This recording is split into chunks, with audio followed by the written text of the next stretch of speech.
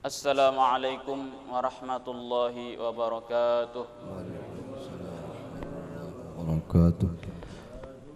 معشر المسلمين رحمكم الله، إن يومكم هذا ليوم عظيم عظمه الله وشرفه، فعظموه حق التعظيم. قال النبي صلى الله عليه وسلم: عظموا ضحاياكم فإنه على متن الصراط متاياكم. فإذا صعد الخطيب المنبر فاستمعوا خبر يوم عيد الأضحى رحمكم الله. فاستمعوا خبر يوم عيد الأضحى رحمكم الله. فاستمعوا خبر يوم عيد الأضحى رحمكم الله.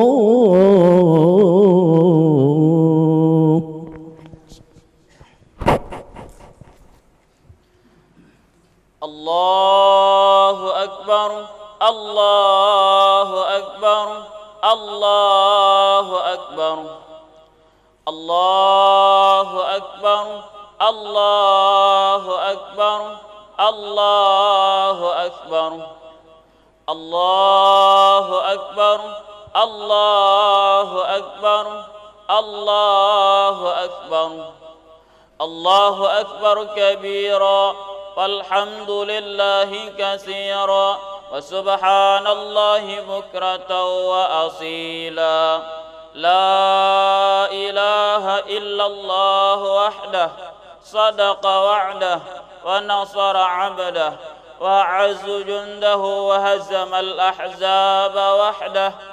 لا إله إلا الله والله أكبر الله أكبر ولله الحمد. الحمد لله الحمد لله الملك الجبار القهار. أحمده سبحانه وتعالى على نعمه التي تتوالى كالأمطار، وأشكره على كثرة فضله المدرار، وأشهد أن لا إله إلا الله وحده لا شريك له شهادة تثقل بها الميزان في المحشر وتنجي قائلها من عذاب النار. وأشهد أن سيدنا ونبينا وشفيعنا محمدا عبده ورسوله النبي المختار، أفضل من حج واعتمر، المبعوث إلى الأسود والأبيض والأحمر. اللهم صل وسلم على سيدنا محمد المختار وآله الأطهار وأصحابه الأخيار الفائزين بالشرف الأفخار. أما بعد، فيا أيها الحاضرون رحمكم الله، أوصيكم ونفسي بتقوى الله فقد فاز المتقون.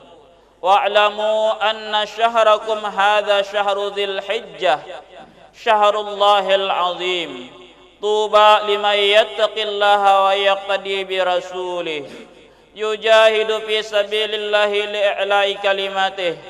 الله أكبر الله أكبر الله أكبر ولله الحمد. Maha besar Allah dan maha agung Ia, Zat yang menciptakan dunia dan seisinya. Maha besar Allah dan maha perkasa Ia, Zat yang semua jiwa manusia ada di genggamannya. Maha besar Allah dan maha kuasa Ia, Zat yang menjadikan hari raya sebagai hari yang istimewa bagi kaum muslimin. Di atas mimbar yang mulia ini, kami menyeru kepada diri pribadi kami dan para jamaah untuk senantiasa bertakwa kepada Allah Subhanahu wa taala. Imtisalu awamiri wajtinabu nawahihi, menjunjung tinggi segala perintahnya karenanya, menjauhi larangannya karenanya. Karena hanya dengan ketakwaan segala ujian di atas dunia akan terasa mudah. Hanya dengan takwa kesedihan akan terasa ringan. Dan hanya dengan takwa ketenangan jiwa akan selalu didapatkan. Allahu Akbar, Allahu Akbar, Allahu Akbar walillahil hamd.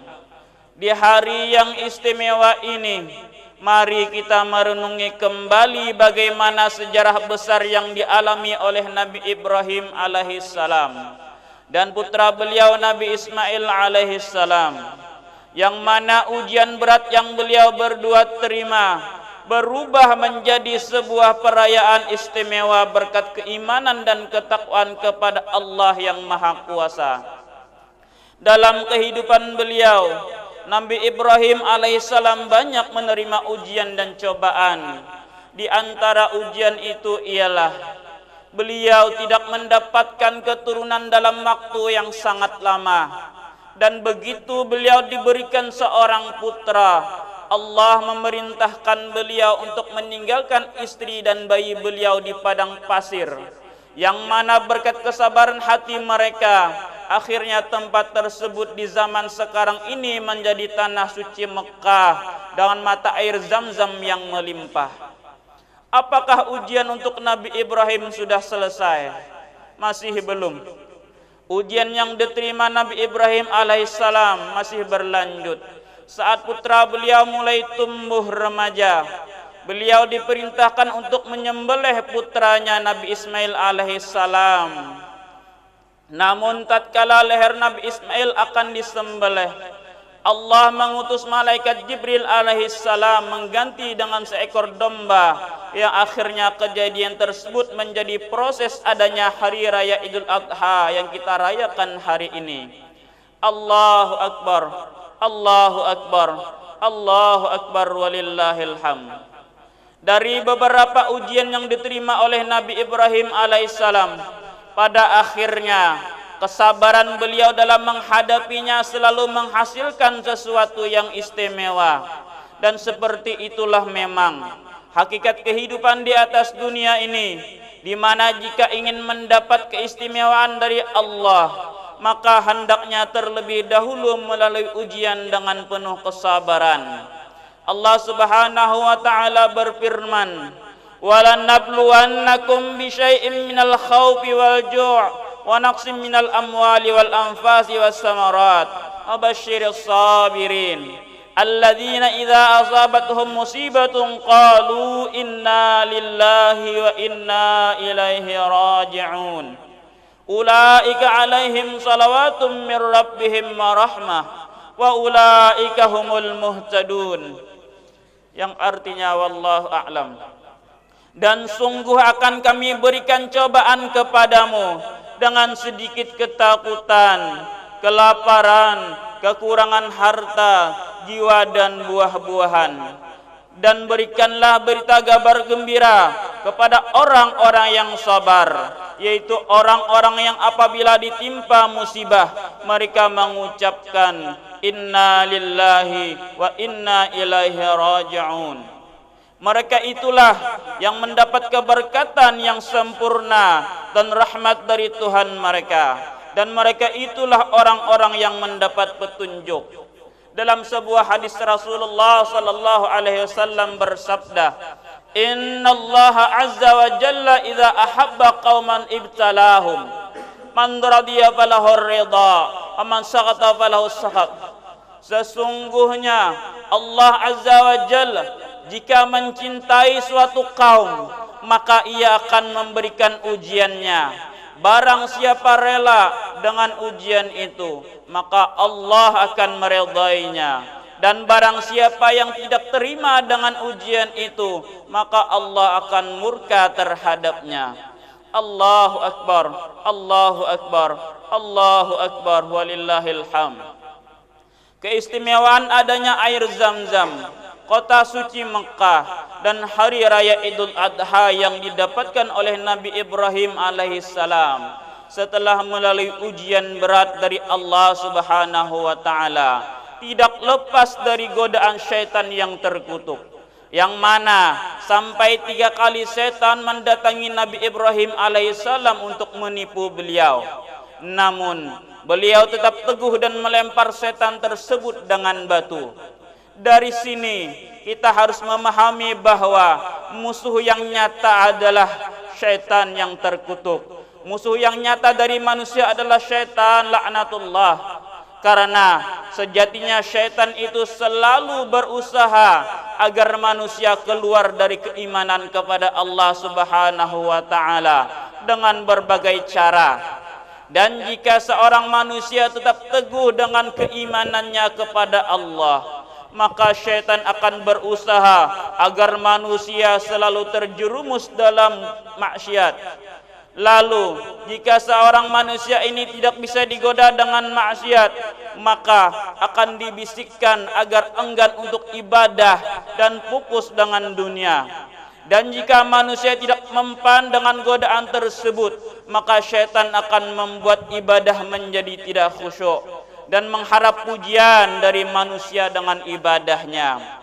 Lalu jika seseorang tidak tergoda dengan hal itu dan tetap beribadah dengan khusyuk dan ikhlas semata-mata karena Allah, maka syaitan akan datang lagi setelah ibadah untuk menggodanya agar merasa bangga dengan semua yang dilakukan, lalu merasa lebih baik daripada orang lain. Demikianlah bagaimana syaitan yang terkutuk selalu berusaha untuk menggoda manusia sampai akhir hayat nanti. Allah Subhanahu wa taala berfirman, "Tsumma la'atiyannahum min baini aydihim wa min khalfihim wa an aymanihim wa an syama'ilihim wa la tajidu aktsarahum syakirin." Kemudian aku kata, iblis akan mendatangi mereka dari depan dan dari belakang mereka, dari kanan dan dari kiri mereka, dan engkau tidak akan mendapati kebanyakan mereka bersyukur. Imam Hasan Al-Basri pernah ditanya, apakah syaitan itu bisa tidur? Maka beliau menjawab, "Launa malastarahna." Seandainya syaitan itu bisa tidur, maka kita akan bisa istirahat dari godaannya.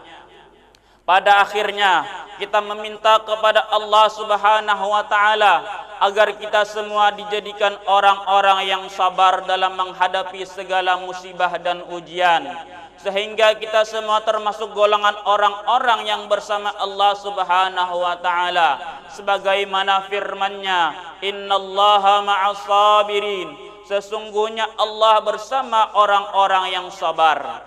Kita juga meminta kepada Allah agar diberikan rezeki yang halal, rezeki yang baik, rezeki yang bisa menjadi tabungan jariah, bukan menjadi sebab kita diazab oleh Allah. Ya Allah, ya Allah, ya Rahman, ya Rahim, ya Tuhan kami, tunjukkanlah kepada kami kebaikan dan berikanlah kemudahan agar kami gemar berbuat baik. Dan tunjukkanlah kepada kami sesuatu yang batil, dan jadikanlah kami orang yang tidak ingin berbuat batil. Ya Allah, ya Tuhan kami, berikanlah kepada kami nikmat-Nya ketaatan-Mu, dan haramkan kepada kami nikmat-Nya maksiat. Ya Allah, ya Tuhan kami, jagalah kami dari hawa nafsu dan godaan syaitan yang selalu menjerumuskan kami ke lembah kefasikan dan kekufuran. Tidak lupa kami memohon kepadamu ya Allah agar dikaruniai umur yang panjang dalam keadaan sehat walafiat dan taat kepadamu serta mendapatkan husnul khatimah. Wasta'milna ya Allah, wasta'milna bi ta'atika ya arhamar rahimin. Ya Allah, ya Tuhan kami, ampunilah dosa-dosa kami, dosa-dosa kedua orang tua kami, dosa-dosa guru-guru kami, dosa-dosa orang yang memiliki hak kepada kami. Ya Allah, ya Rahman, ya Rahim, ampunilah dosa-dosa orang yang meminta doa dan kami meminta doa kepadanya, dosa-dosa orang yang berbuat baik kepada kami Dosa-dosa orang yang pernah kami sakiti ampuni ya Allah. Dosa-dosa orang yang menyakiti kami ampuni ya Allah. Dosa-dosa jiran-jiran tetangga kami ampuni ya Allah. Dan dosa-dosa seluruh kaum muslimin dan kaum muslimat ampuni ya Allah ya arhamar rahimin. Amin ya rabbal alamin. Nas'alullah ayyutila a'marana wa ayyuwaffiqana wa iyyakum li ta'atihi wa ta'ati rasulih wa ayyarzuqna wa iyyakum rahmatah wa ridahu wa yu'izuna wa iyyakum min ghadabihi wa nikmatihi wa yudkhilana wa iyyakum fi jannatihi. Wallahu subhanahu wa ta'ala yaqul wa biqaulihi yahtadil muhtadun. وَإِذَا قُرِئَ الْقُرْآنُ فَاسْتَمِعُوا لَهُ وَأَنصِتُوا لَعَلَّكُمْ تُرْحَمُونَ. أعوذ بالله من الشيطان الرجيم. بسم الله الرحمن الرحيم. إنا أعطيناك الكوثر فصل لربك وانحر إن شانئك هو الأبتر. بارك الله لي ولكم في القرآن العظيم ونفعني وإياكم بما فيه من الآية والذكر الحكيم. أقول قولي هذا وأستغفر الله العظيم لي ولكم ولسائر المسلمين فاستغفروه من كل ذنب إنه هو الغفور الرحيم. اللهم صل وسلم وزد وأنعم وتفضل وبارك بجلالك وكمالك على أشرف عبادك سيدنا ومولانا محمد وعلى آله وصحبه وبارك وسلم أجمعين.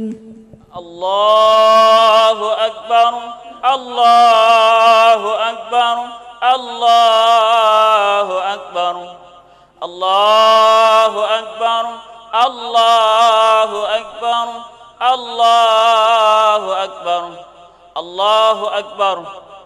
الحمد لله الحمد لله الذي جعل الأعياد في الفرح والسرور وضاعف للمتقين جزيل الأجور.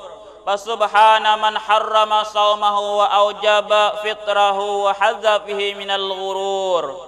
أحمده سبحانه وتعالى فهو أحق محمود وأجل مشكور.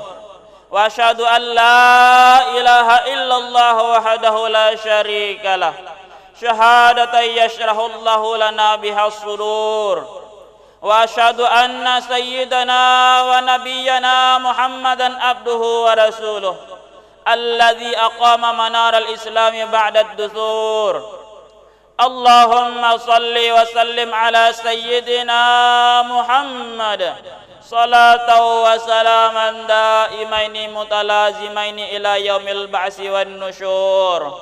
أما بعد فيا أيها الحاضرون رحمكم الله اتقوا الله واعلموا أن يومكم هذا يوم عظيم وأكثروا به من الصلاة على النبي الكريم. اللهم صل وسلم على سيدنا محمد وعلى آله وصحبه أجمعين والتابعين لهم بإحسان إلى يوم الدين وارحمنا معهم برحمتك يا أرحم الراحمين. الله أكبر الله أكبر الله أكبر ولله الحمد. ويا أيها الناس انتهزوا فرصتكم في هذا اليوم السعيد بإكثار الدعاء إلى الله سبحانه وتعالى فإن الدعاء في هذا اليوم مستجاب.